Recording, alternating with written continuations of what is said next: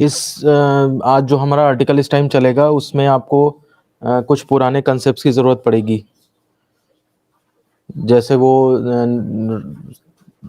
जो डायग्राम बनाते थे ना हम लोग, जैसे इंक्लाइंड सरफेस पे या हॉरिजॉन्टल सरफेस पे वेट लगता था, फिर उसका रिएक्शन लगता था, फिर फोर्स लगाते थे तो फ्रिक्शन लगता था, फिर उस केस में एक्सेलरेशन निकालते थे, या फिर समान चाल से एक समान चाल से चलना है, तो उस तरह की जो इक्वेशंस बनती थी उसी तरह का कुछ यहाँ पे है।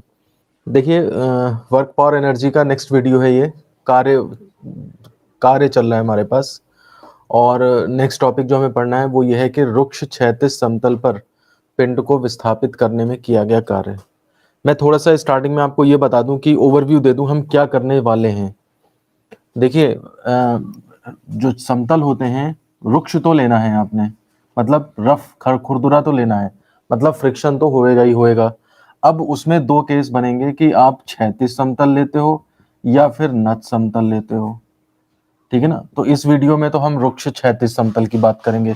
क्षैतिज समतल इस तरह का होगा और नत समतल इस तरह का होगा, थीटा एंगल में झुका होगा। फिर इसके बाद क्षैतिज में जब आएंगे, जैसे ये जो केस हमारा इस वीडियो में चलेगा, तो क्षैतिज के भी दो केस होंगे जाकर के। इसमें दो केस ये बनेंगे जाकर के कि आप उस क्षैतिज समतल पे अगर बॉडी रख दें तो उसके ऊपर आप धक्का लगाते हैं, मतलब पुश लगाते हैं, या फिर उसके ऊपर आप पुल लगाते हैं, उसको खींचते हैं। ये धक्का देना हो गया और ये उसे खींचना हो गया उस बॉडी को। ठीक है ना। फिर ऐसे ही नत समतल में फिर क्या होगा कि अब और एक केस और बनेगा, इनके भी एक केस बनेंगे कि या तो हो सकता है कि आप क्षैतिज डायरेक्शन में फोर्स लगाएं, और या फिर हो सकता है तिरछे में फोर्स लगाएं। अब तिरछे में भी फोर्स लगाएंगे तो क्या होगा, ऐसे धक्का देंगे आप, या फिर उस केस में आप जो है उसको खींचेंगे एंगल पे। तो कहने का मतलब है क्षैतिज नत समतल के केस, क्षैतिज में भी फिर दो वैरायटी आ जाएंगी आपकी, कि आप जो है वो धक्का दे रहे हैं या फिर क्या बोलते हैं खींच रहे हैं। और धक्का देने में भी ये होगा कि धक्का आप हॉरिजॉन्टली दे रहे हैं या फिर किसी एंगल पे दे रहे हैं। और इसमें भी जो होगा वो मान लिया पुल में, खिंचाव बल में भी ये होगा कि हॉरिजॉन्टल दे रहे हैं या फिर आप उसको ये दो कैटेगरी हुई, ये धक्का देना है या आपने, और ये आपने खींचना है। तो खींचने के भी दो केस होंगे, हॉरिजॉन्टल में खींचना धक्का देना, या फिर इंक्लाइन पे धक्का दे रहे हैं। खींचना में ये है कि खींच रहे हैं हॉरिजॉन्टली या फिर आप उसको किसी एंगल पे खींच रहे हैं। सेम ऐसे ही नत समतल में आएगा, अगर आप धक्का दे रहे हैं या फिर खींच रहे हैं, धक्का देने में भी ये है कि आप उसी के अलोंग खींच रहे हैं या धक्का दे रहे हैं, या फिर उससे किसी एंगल पे धक्का दे रहे हैं। तो कहने का मतलब है वैरायटीज जो हैं वो बहुत ज्यादा है यहाँ पे। तो इतने सारे चीजें कोई दिमाग से नहीं कर सकता या रट ले उसको, यहाँ पे रटना इम्पॉसिबल है। आपको जो है यहाँ पे जो कंसेप्ट होते हैं उन्हीं को अप्लाई करके, न्यूटन के इक्वेशंस को अप्लाई करके, फिर कैसे रिजल्टेंट फोर्स निकाला जाता है, कैसे फोर्स निकालेंगे, फिर कैसे वर्क डन होगा, डिस्प्लेसमेंट से मल्टीप्लाई कैसे करेंगे, एंगल कैसे चेक करेंगे, ये सारी चीजें देखते हुए ही आप इसको सॉल्व कर पाएंगे। अगर कोई ये सोचता है हम इस आर्टिकल को रट लेंगे तो बहुत मुश्किल है, आप डायग्राम तक नहीं बना पाओगे अगर बिना कंसेप्ट्स के चलोगे। तो मैंने ओवरव्यू दे दिया है कि क्या क्या करना है। क्षैतिज वाला हिस्सा, ये पूरा सेक्शन हमें इस वीडियो में सॉल्व करेंगे, और नत समतल वाला जो है वो अगले वीडियो में सॉल्व करेंगे। ठीक है। तो इसमें भी हम डाल देते हैं पार्ट वन। पार्ट वन हम ले लेते हैं, क्षैतिज समतल के अनुदिश फोर्स लगा है। ठीक है ना। जब बल क्षैतिज दिशा में लगा है। और पार्ट वन के भी दो हिस्से हो जाएंगे। केस फर्स्ट, जब धक्का बल लगा है। धक्का बल मतलब वही कहने में थोड़ी से वो लग रहा होगा, धक्का बल लगने का मतलब है पुश लगा है, लगा हुआ है, तब कैसा केस होगा। तो समझ गए आप। रुक्ष समतल क्षैतिज समतल है, इसमें सारे केस रुक्ष क्षैतिज समतल के आएंगे, और उसमें भी जो है फोर्स कैसा लगेगा। तो रुक्ष समतल पे है तो यानी कि आपने डायग्राम ऐसे बना देना है। ठीक है ना। रुक्ष समतल पे हमने क्षैतिज समतल पे रख दिया बॉडी, और बल जो है वो क्षैतिज में लगना है, मतलब ऐसे ही लगना है। और उसमें भी धक्का बल लगा है। धक्का बल का मतलब हो गया आपने ऐसे फोर्स लगाया हुआ है। ठीक है ना। तो इस केस में वर्क डन क्या होगा, वो हमें कंसिडर करना है। तो मान लिया ये फोर्स लगा के हम इसको एस डिस्प्लेसमेंट दे देते हैं, यहाँ से यहाँ तक इसको खिसका देते हैं, यानी कि एस डिस्प्लेसमेंट इसको दे दिया जाता है। तो इस केस में कितना वर्क डन होगा ये हमें निकालना है। आप कंडीशंस डालिए, समझिए, डायग्राम बनाइए, फिर मैं इसको सॉल्व करता हूँ। और जो भी सारे केसेस हैं सब में आप ये मान के चलोगे कि बॉडी जो है वो इतना फोर्स लगा रहे हो आप कि बॉडी जो है वो कांस्टेंट वेलोसिटी से चल रही है, मतलब उसके अंदर एक्सेलरेशन नहीं जनरेट हो पा रहा है। अब जरा देखिए आप, मैं इसको सॉल्व करना स्टार्ट करता हूं। आप देखिए कंसेप्ट्स किस तरह से अप्लाई हो रहे हैं। कंसेप्ट्स के साथ रहेंगे तो आपको हर चीज आसान लगती चली जाएगी, सॉल्व होता चला जाएगा। मैंने इसीलिए कहा था वो फोर्स वो वाला वीडियो देख लीजिएगा जिसमें फ्रिक्शन जो है वो उसमें फ्रिक्शन के केस में मोशन हो रहा है। देखिए इसका वेट जो है वो नीचे काम करेगा mg, ये अपने आप लगेगा, इसमें कोई करने की जरूरत नहीं है, इसका रिएक्शन इधर काम करेगा। अब जैसे बॉडी जो है वो इस तरफ अगर मूव कर रही है, इस तरफ मूव कर रही है, लेकिन एक्सेलरेशन जीरो है, ये ध्यान रखिएगा, कांस्टेंट वेलोसिटी से मूव कर रही है, यानी कि एक्सेलरेशन जो है वो यहाँ पे जीरो है, ठीक है ना।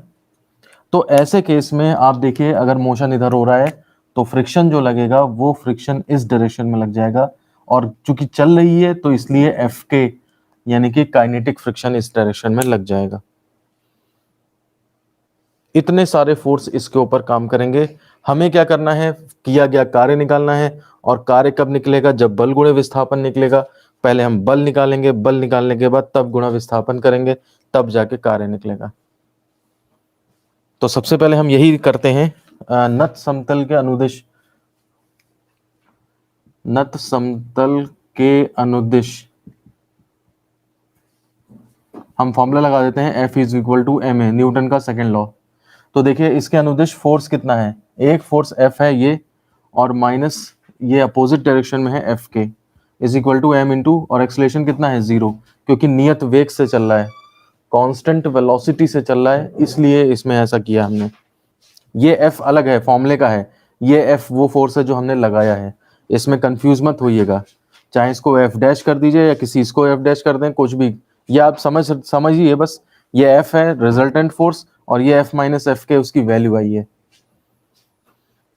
यहां से देखिए F इज इक्वल टू, ये जीरो हो जाएगा पूरा, तो F के इधर आ जाएगा, F के को क्या रख सकते हैं आप, म्यू के आर लिख सकते हैं, और R कितना है, mg के बराबर है, तो इसका मतलब म्यू के mg हो गया।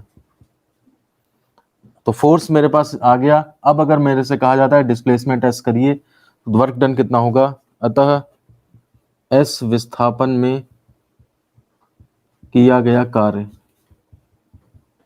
तो कितना कार्य किया जाएगा, तो W is equal to formula हो जाएगा एफ एस कॉस थीटा। देखिए जिधर फोर्स है उधर ही डिस्प्लेसमेंट है, तो इसका मतलब क्या हो जाएगा, F into S into cos of zero. F की वैल्यू यहां से डाल देंगे, सब्स्टिट्यूटिंग फ्रॉम फर्स्ट। मैं क्या करूं, दिखेगा, हाँ दिख जाएगा वैसे, चलो मैं इधर लिख देता हूं, इधर कर देता हूं अब। तो ये हो जाएगा आपका सब्स्टिट्यूटिंग फ्रॉम फर्स्ट, तो W इज इक्वल टू हो जाएगा, F की वैल्यू डाल देंगे म्यू के mg और इंटू एस, कॉस जीरो तो 1 हो जाएगा, ये आपके पास फॉर्मूला निकल आएगा। तो वर्क डन कोई याद करने की जरूरत नहीं है, जब भी आपके पास केस आएगा आप सिंपल अपने रूल्स लगा के उसे सॉल्व करेंगे, और आपके पास वर्क डन ये कैलकुलेट होकर के आ जाएगा। अब देखिए पार्ट 1 तो वही रहेगा, जब बल क्षैतिज दिशा में लगा है वो वही रहेगा, लेकिन जब धक्का बल जो है वो ना लग करके अब जो है खिंचाव बल लग जाएगा, खिंचाव, खिंचाव का मतलब हो जाएगा पुल। अब आप इसे खींच रहे हैं, फोर्स ऐसे नहीं लगेगा बल्कि यहां से पकड़ के ऐसे खींचा जा रहा है। तो देखिए इस सिचुएशन में क्या फर्क पड़ेगा, बॉडी चलेगी तो उधर ही, चाहे आप उसको इस तरह से पकड़ के धक्का दो, चाहे आप उधर से पकड़ के उसे खींचो, तो बात तो वही है, चलेगी उधर तो फ्रिक्शन इधर ही लगेगा, वेट रिएक्शन सब वही रहेंगे, नियत वेग से चल रही है यानी कि एक्सेलरेशन जीरो रहेगा। तो नत समतल के अनुदिश उसी तरह से हम इक्वेशन बनाएंगे, और देखिए सिचुएशन पे कोई फर्क नहीं पड़ेगा। अतः एस विस्थापन में किया गया कार्य W is equal to F S cos theta, यानी कि एफ एस कॉस जीरो, वो उधर ही फोर्स है और उधर ही डिस्प्लेसमेंट है, और डायरेक्शन यहाँ भी बस लगा यहाँ पे था, अदरवाइज डायरेक्शन तो वही थी फोर्स की। तो ऐसे केस में यही फॉर्मूला दोबारा से निकल आएगा, आपके केसेस में कोई फर्क नहीं पड़ेगा। तो इसका मतलब अगर खिंचाव बल लगाएं या धक्का बल लगाएं तो उससे कोई फर्क नहीं पड़ता, आपका फोर्स और वर्क सब वही निकलते हैं, ठीक है ना। तो आप इसे जगह छोड़ दें इसके लिए, बस खिंचाव और डायग्राम में थोड़ा सा फर्क आएगा, इस बात को ध्यान रखिएगा और इसके बाद इसे कंप्लीट कर लीजिएगा आप अपने आप। मैं इसके लिए कोई टाइम नहीं दे रहा आपको। चलिए अब हम चलते हैं पार्ट 2 पे। कंडीशन क्या है, अब क्षैतिज में नहीं लगा है बल, फोर्स जो हमारा लगा है वो क्षैतिज से थीटा एंगल पे लगा है, हॉरिजॉन्टल से थीटा एंगल पे लगा है। और केस उसी तरह से पहला है जब पुश लगा है, धक्का दे रहे हैं आप उसको। देखिए डायग्राम कैसा बनेगा। बॉडी तो अभी भी हमारी जो है वो हॉरिजॉन्टल सरफेस पे है, ठीक है ना, उसका वेट अभी भी mg और रिएक्शन अभी भी r काम कर रहा है। लेकिन जो हमारा फोर्स है वो देखिए ध्यान से क्या है, पुश है लेकिन वो थीटा एंगल पे है। तो देखिए ऐसे करके इसको पुश किया जा रहा है, ऐसे इस तरह से इसके ऊपर F फोर्स लगाया जा रहा है। और आप अगर हॉरिजॉन्टल से देखें तो ये थीटा एंगल पे है, ये सिचुएशन है। और देखिए इसके वजह से ये आगे ही बढ़ेगी और आगे बढ़ने की वजह से इसके ऊपर जो फ्रिक्शन लगेगा वो F के इधर ही लग रहा है। ये सिचुएशन आप बनाइए, डायग्राम जरा बना दीजिए आप क्लियर करके, क्योंकि अभी मैं इसमें थोड़े से और फोर्स रिजॉल्व करूंगा तो ये कॉम्प्लिकेटेड हो जाएगा। mg r और fk में कोई फर्क नहीं है क्योंकि बॉडी उधर चल रही है तो वो उतना ही है, लेकिन फोर्स जो है वो हॉरिजॉन्टल से थीटा एंगल पे और धक्का है यानी कि पुश है, तो इसलिए वो इस तरह से बना दिया है मैंने। और इसके अंडर में मान लिया हम इसे सपोज थोड़ा सा चलवा देते हैं, सपोज करिए यहाँ से एस डिस्प्लेसमेंट इसको चलवा देते हैं।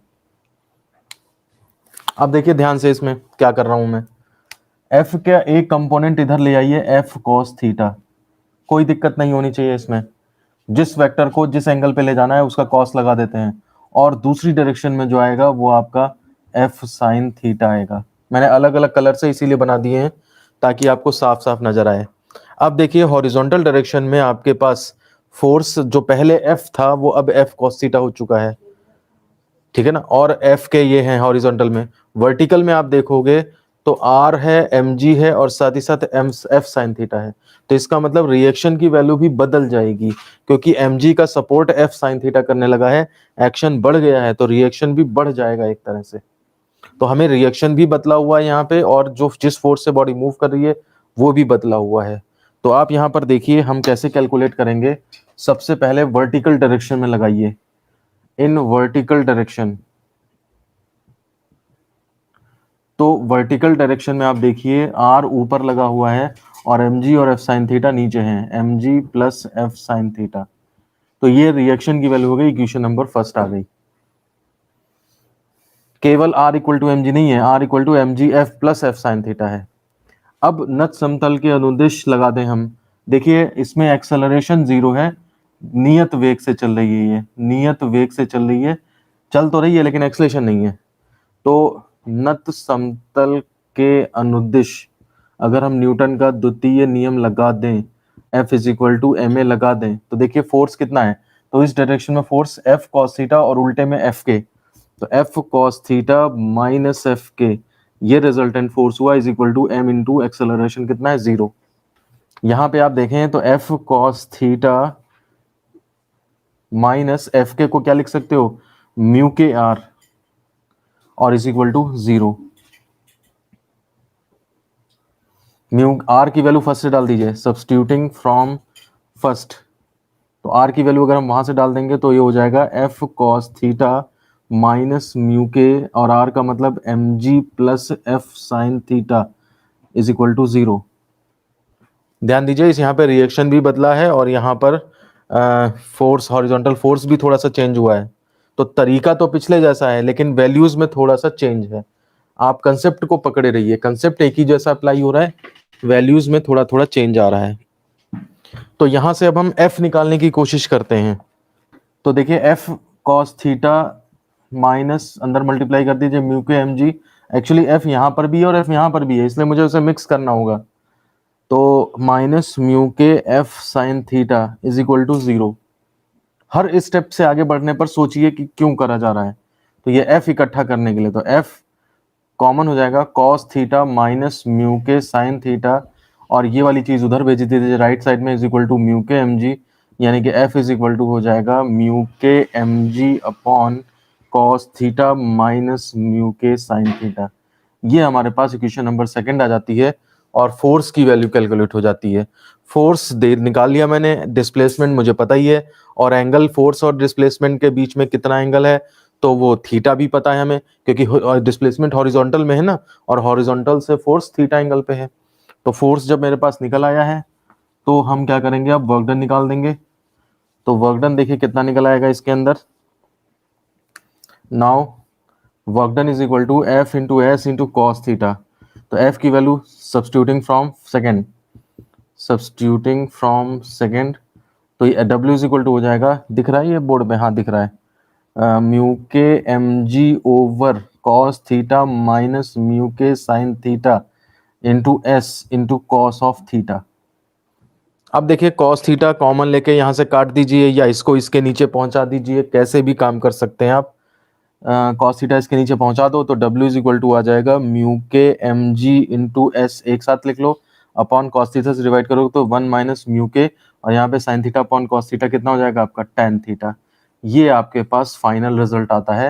हालांकि याद नहीं करना है आपको, केवल प्रोसीजर देखना है कि किस तरह से हमने निकाला। हमने क्या किया है, रिएक्शन बदल गया था, रिएक्शन निकाला, फिर इक्वेशन बना के फोर्स निकाला, और फोर्स के बाद W is equal to F S cos theta लगा दिया हमने। तो उस केस में हमारे पास वर्क ये इस तरह से निकल आया। वर्क कंप्लीट करिए, कंसेप्ट वाइज चलेंगे, आपको कहीं पे दिक्कत नहीं आएगी।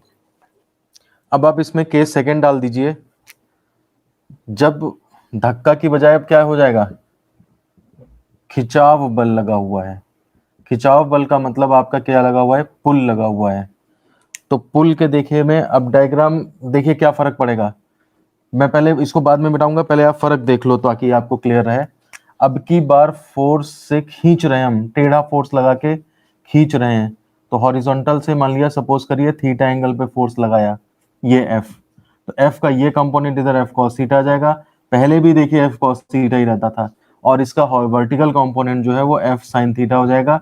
यहाँ पे देखिए थोड़ा सा फर्क है, पहले जहाँ पे एफ साइन थीटा जो है वो नीचे की तरफ होता था, वो एफ साइन थीटा अब ऊपर की तरफ हो जाएगा।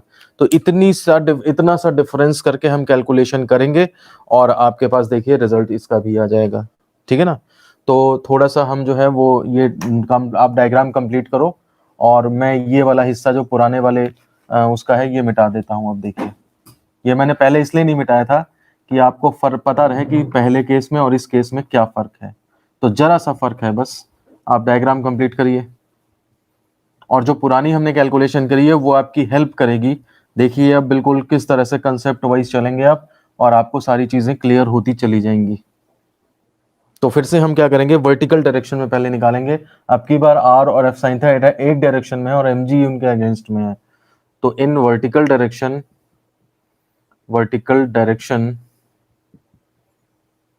तो देखिए R plus F sine theta is equal to M G, इसका मतलब R is equal to M G minus F sine theta. ये हमारे पास इक्वेशन नंबर फर्स्ट हो जाएगी।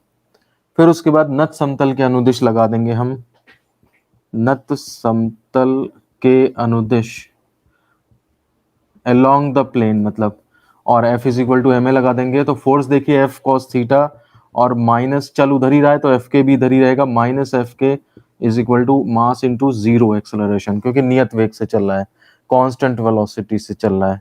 अब इसमें एफ के की वैल्यू डाल देंगे, तो F cos theta minus mu के R is equal to zero. R की वैल्यू ये पुट कर दीजिए, तो सब्स्टिट्यूटिंग फ्रॉम फर्स्ट, तो ये हो जाएगा आपका F cos theta minus mu k, और आर की value M G minus F sine theta. आप कंप्लीट करिए यहाँ तक, फिर मैं इसके आगे सॉल्व करूँ। बल्कि अब अगर आपको प्रैक्टिस पड़ चुकी है तो आप इसके आगे अपने आप जा सकते हो। फोर्स निकाल लीजिए यहाँ से, एफ और एफ कलेक्ट करके फोर्स निकल आएगा, और फोर्स की फिर W is equal to F S cos theta कर देंगे, तो फाइनल आंसर आ जाएगा आपके पास। जो बच्चे जल्दी कर सकते हैं वो वहां तक भी पहुंचने की कोशिश करें, अदरवाइज नोट करें, मैं इसको मिटा के फिर बाकी बचा हुआ सॉल्व करता हूँ। चलिए मैं आगे सॉल्व करता हूँ इसे। ये है आप क्या करेंगे इसमें, ये आगे इक्वल टू जीरो तो लिखना भूल ही गए थे, एफ कॉमन ले लेंगे कॉस थीटा, और माइनस माइनस प्लस हो जाएगा। आप देखिए कॉस थीटा प्लस, इसको चाहो तो खोल देते पहले, चलो एक साथ कर लो, प्लस म्यू के साइन थीटा, और इज इक्वल टू ये माइनस म्यू के एम जी उधर भेज दीजिए, तो म्यू के एम जी हो जाएगा। एक स्टेप कम कर दिया हमने, मल्टीप्लाई करके लिखते फिर कॉमन लेते, डायरेक्ट कर दिया। एफ इज इक्वल टू आपका म्यू के M G upon cos theta plus mu के साइन थीटा, ये आ गया आपका पास equation number second. Now work done निकालेंगे तो W is equal to F S cos theta होता है, तो इसमें सब्स्टिट्यूटिंग फ्रॉम सेकंड कर दिया तो फोर्स की वैल्यू डाल दीजिए म्यू के M G divided by cos theta plus mu के साइन थीटा, ये तो हो गया F, इसके साथ S into cos of theta. देखिए डिस्प्लेसमेंट से थीटा एंगल पे है। अब इसमें फिर से वही कहानी हो जाएगी क्या कि कॉस थीटा को नीचे लाके डिवाइड कर दीजिए आप, तो ये आपका फॉर्मूला बन जाएगा आपका म्यू के एम जी एस इसी के साथ लिख लो, कोई दिक्कत नहीं है। कॉस थीटा नीचे लोगे तो 1 प्लस म्यू के टैन थीटा, ये आपका फाइनल फॉर्मूला वर्क डन का बन जाता है। ये देखिए पहले में यहाँ पे माइनस आता था और अब की बार यहाँ पे प्लस आ रहा है, और ये चीजें सब किस वजह से हुई हैं, ये सब चीजें इस वजह से हैं क्योंकि एफ साइन थीटा पुराने केस में डाउन में आता था, ये एफ साइन थीटा ऊपर में आ गया, तो इसी वजह से ये फर्क यहाँ पे आया है। कंप्लीट कर लीजिए। और तो पेपर में जब भी आएगा आपको इसको जो है आपने सॉल्व करना है, मतलब प्रोसीजर जो स्टेप्स हैं वो आपको ध्यान है, करने का तरीका पता है। कोई भी मोशन डिस्कस किया जाता है न्यूटन के सेकंड लॉ से ही डिस्कस करते हैं, और बाकी सिचुएशंस जो है वो उसी तरह से W is equal to F S cos theta force निकाल के आपको इसमें रखना है, बस बाकी जो कैलकुलेट करके आएगा वो आता रहेगा। तो इसलिए कोई याद करने की जरूरत नहीं है, रिजल्ट आप तरीका ध्यान रखिए, वो तरीका आप अप्लाई करते रहेंगे हर बार, क्योंकि हमने देखा अभी यहाँ पे दो दो केस करके 4 केस यहाँ हो गए, ऐसे ही आपके 4 केस इंक्लाइन सरफेस पे बनेंगे, तो 8 डेरिवेशंस कहाँ तक याद करते रहेंगे आप। और न्यूमेरिकल्स भी इन पे बन सकते हैं, यही सिचुएशन सॉल्व करने के ऊपर न्यूमेरिकल्स भी बन सकते हैं, तो आप इस प्रोसीजर सीखेंगे तो आप कोई भी चीज फिर सॉल्व कर ले जाएंगे। ठीक है, तो कंप्लीट हो गया। तो ये देखिए इसमें हमने जो है वो रुक्ष क्षैतिज समतल पर पिंड को विस्थापित करने में कार्य किया गया था। 4 केस थे हमारे पास, चारों में सरफेस क्षैतिज थी।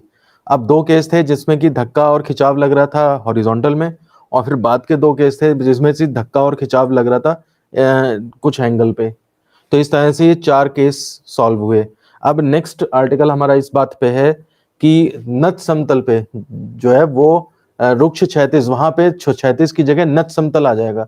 फिर नत समतल पे फिर पार्ट 1 बनेगा जब बल क्षैतिज से मतलब क्षैतिज की दिशा में ही, क्षैतिज में ही लगा हुआ है बल, क्षैतिज मतलब वहां पे नत समतल के अनुदिश ही लगा हुआ है, और फिर केस उसमें भी धक्का और खिंचाव के केस बनेंगे।